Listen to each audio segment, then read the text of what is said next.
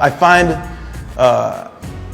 Lagos similar to Trinidad in vibe. Like there's a grit and a texture and a thing and a smell, and it's a little smoky, and there's a hovering smoke over certain areas. Like, I find it incredible. It's a smell that reminds me of childhood, like London countryside, you know, bush fires and stuff. My mother's from London, so having that international perspective, you know, always allows me to embrace cultures, because I know that I become a richer human being for the exchange and the experience that I have with people, especially people that are willing to take me to the real spots. You know, these are kind of things that are just in divine order, man. You know, it's like, I can't really even say that I chose it. I think it chose me. A 20-year career, clearly I have been relentless in chasing these photos, in documenting the culture, and to now be able to give it back to people that it means so much to, I think is like critical and essential right now as I celebrate my 20 years of shooting. Reasonable Doubt was my first album cover ever, right? And I wanted always to be attached to the albums. I never wanted it to be a situation that I did a magazine cover and it was cool, it's up on the stands for a month and then down.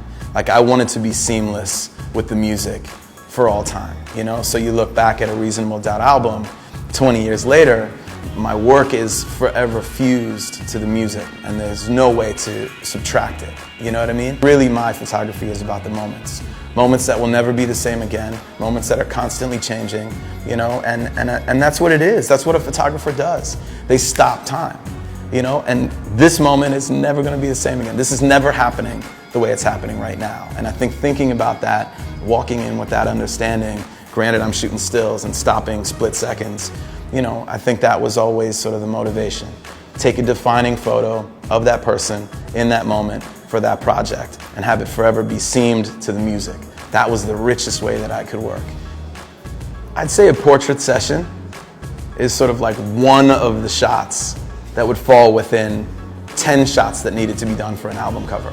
Because there's so many requirements for an album cover, there's the cover, there's a press shot, there's the back sleeve, there's this, there's that. Like, it's a bigger set of storytelling, I think, that you have to conceptualize like the entire thing. Like, if you're like paralleling the album and the tunes that are on there, like, how do you tell the fullest, richest story of that experience? You know, and it happens in different ways. Like, some people let me listen to the entire album, some people just give me a title, some people say, here, I want this shot, I want a police lineup shot, and then you can do whatever you want. So like, you're put into this mindset, how do you interpret and expand for an album cover? With a portrait, you know, I think you're just going to define that person. I can't believe it, but it's my first time in Africa.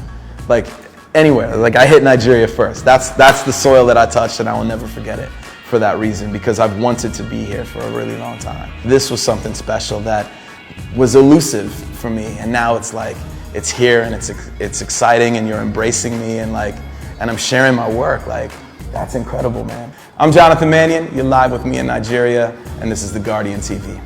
Stay tuned.